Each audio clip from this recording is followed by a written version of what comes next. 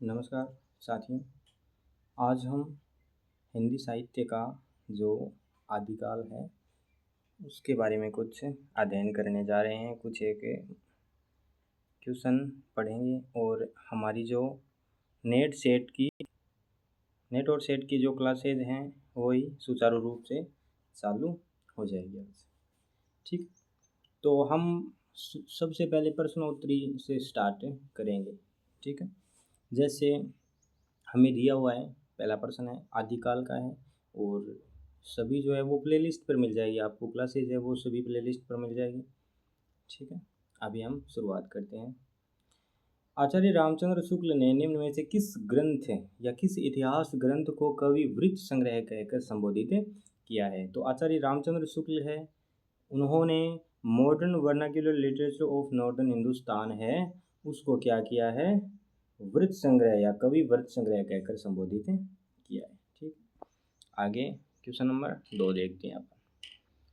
Question number 2 है उपयुक्त कथनों के आधार पर। ये देखो, ये आरपीएससी असिस्टेंट प्रोफेसर के अंदर क्वेश्चन आया हुआ है हमारा। आरपीएससी असिस्टेंट प्रोफेसर 2025 एग्जाम हुआ था, उसके अंदर ये क्वेश्चन आया हुआ है।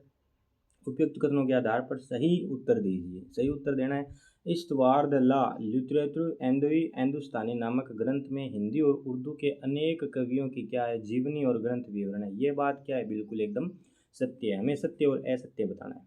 ठीक है, दूसरा दिया हुआ है अपन को कि इसका जो पहला भाग है वो 1839 तथा दूसरा भाग है वो 1849। ये यहाँ पर क्या नहीं है? 1849 नहीं है, ये 1847 है। कितना है? 47 है। तो इसमें क्या है? एक सही है और 2 क्या है? गलत है। तो ऑप्शन 4 है इसका क्या हो जाएगा? राइट आंसर हो जाएगा। ठीक है, आगे देखते हैं।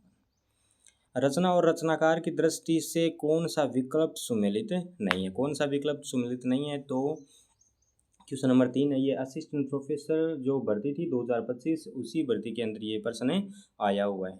ठीक है, उत्तरी भारत की संत परंपरा है वो क्या है? परशुराम चतुर्वेदी की है। ये बात क्या है? सत्य है। हमें सुमेलित नहीं है बताना है। ठीक है, हिंदी साहित्य का आलोचनात्मक इतिहास है वो गणपति चंद्र गुप्त का नहीं है। हिंदी साहित्य का आलोचनात्मक इतिहास है वो राहुल सांकृत्या इनका है, गणपति चंद्र गुप्त का नहीं। हिंदी साहित्य की भूमिका है वो हजारी प्रसाद द्विवेदी की है और हिंदी साहित्य का अतीत है वो विश्वनाथ प्रसाद मिश्र का है। ठीक है, सॉरी, ये हिंदी साहित्य का जो आलोचनात्मक इतिहास है ये राम कुमार वर्मा का है। राम कुमार वर्मा का है। ठीक है, अगले क्वेश्चन में जाते हैं। राहुल सांकृत्य ने हिंदी साहित्य के प्रारंभिक काल के लिए क्या नाम सुझाया? राहुल सांकृत्य ने, उन्होंने हिंदी साहित्य के लिए प्रारंभिक काल के लिए क्या नाम सुझाया था? तो राहुल सांकृत्य ने, उन्होंने सिद्ध सामंत काल नाम सुझाया था।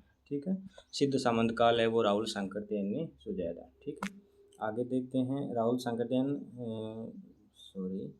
आचार्य रामचंद्र शुक्ल ने रीतिकाल हेतु रस के विचार से एक अन्य नामकरण प्रस्तावित किया था, वह क्या था? ठीक है, तो आचार्य रामचंद्र शुक्ल ने रस के विचार से एक अन्य नामकरण प्रस्तावित किया था, तो वो नाम था श्रृंगार काल। श्रृंगार काल रीतिकाल के लिए आचार्य रामचंद्र शुक्ल है वो नाम बताते हैं या देते हैं। ठीक है, अगला क्वेश्चन देखते हैं। डॉक्टर नगेंद्र के अनुसार हिंदी साहित्य, ये प्रश्न है हमें आरपीएससी असिस्टेंट प्रोफेसर 2025 के अंदर आया हुआ क्वेश्चन है। डॉक्टर नगेंद्र के अनुसार हिंदी साहित्य के इतिहास के काल विभाजन के लिए जिन पद्धतियों का मुख्यतः अवलंब किया गया, क्या है? अवलंब किया गया, कौन सी पद्धति सुमेलित नहीं है? अवलंब किया गया था काल विभाजन के लिए जिन पद्धतियों का, उनमें से कौन सी पद्धति सुमेलित नहीं है? ये बात अपन को क्या करनी है? बतानी है कि कौन सी पद्धति सुमेलित नहीं है। तो संपूर्ण इतिहास का विभाजन 4 अथवा कालखंडों में विभाजित करना, मुख्यतः 4 खंड ही थे, जैसे आदिकाल था, भक्ति काल था, रीतिकाल था और आधुनिक काल था। 4 खंड थे, आदिकाल से लेकर और भक्ति काल तक। कितने खंड थे? 4 खंड थे। ठीक है, उसके बाद में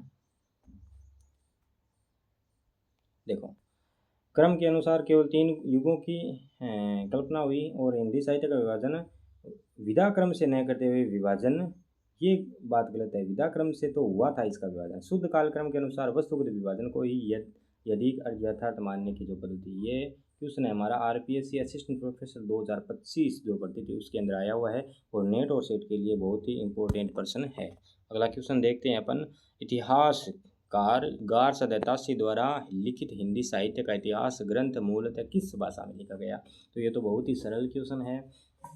ये जो ग्रंथ है ये फ्रेंच भाषा में लिखा गया था। कौन सी भाषा में लिखा गया था? फ्रेंच। इतिहासकार गार्स दत्तासी, उसके मूलतः भाषा क्या थी? फ्रेंच भाषा थी। ठीक है, अगला क्वेश्चन देखते हैं, हिंदी नवलेखन और हिंदी साहित्य के अधुनातन प्रवृत्तियाँ, इन साहित्य इतिहास ग्रंथों के रचनाकार कौन है? हिंदी नवलेखन है। नवलेखन है तो आपको नवलेखन आते ही आपको राम स्वरूप चतुर्वेदी, डॉक्टर राम स्वरूप चतुर्वेदी आपको नाम पता होना चाहिए कि हिंदी नवलेखन है और हिंदी साहित्य की अधुनातन प्रवृत्तियाँ, ये भी क्या है अपन का RPSC असिस्टेंट प्रोफेसर 2025 के अंदर प्रश्न आया हुआ है। अगला क्वेश्चन देखते हैं, निम्नलिखित में से राजस्थानी भाषा और साहित्य पुस्तक के लेखक कौन है? राजस्थानी भाषा और साहित्य पुस्तक के लेखक, जहाँ भी राजस्थानी भाषा का नाम है तो आपको मोतीलाल मेनारिया कभी नहीं भूलना है, आपको मोतीलाल मेनारिया हमेशा याद रखना है। ठीक है, अगला क्वेश्चन देखते हैं, क्वेश्चन नंबर 10, आचार्य रामचंद्र शुक्ल ने 84 सिद्धों का संबंध किससे माना है? तो बौद्ध तांत्रिकों से माना है। 84 सिद्धों का संबंध है वो किससे माना है? बौद्ध तांत्रिकों से माना है। इस जो ये हम ट्यूशन शुरू कर रहे हैं जैसे अब यूट्यूब पर, ये फ्री ऑफ कॉस्ट रहेगा, आपका एकदम फ्री रहेगा। ठीक है, और इसकी मैं प्लेलिस्ट बना दूंगा आपको और प्लेलिस्ट के अनुसार आपको सारी क्लासेस अवेलेबल मिल जाएगी और आपको टोटली वहाँ पर फ्री ऑफ कॉस्ट होगा। और धीरे धीरे हम प्रयास करेंगे कि कोर्स लॉन्च करेंगे, धीरे धीरे टाइम लगेगा। अभी शुरुआत की है, आपका सपोर्ट चाहिए, आपको सपोर्ट करना है मुझे। और ये 10% की, एक बार 10% की आएगी और उसके बाद में मैं डाल दूंगा लगभग 1-1 घंटा, आधे घंटे की क्लास से रहेगी हमारी। और जल्दी हम आदिकाल से हिंदी साहित्य का बैच है वो शुरू कर रहे हैं यूट्यूब पर। और आदिकाल के बाद में हम व्याकरण, फ्री ऑफ कॉस्ट व्याकरण रहेगी, व्याकरण का भी हम चालू कर रहे हैं। उसके बाद में काव्य शास्त्र का करेंगे। और भी कुछ आपको समझ ना आया हो तो कमेंट में बताइए क्या समझ में नहीं आया है, और कुछ कमी हो रह गई हो तो आपसे क्षमा प्रार्थी हूँ। और धन्यवाद।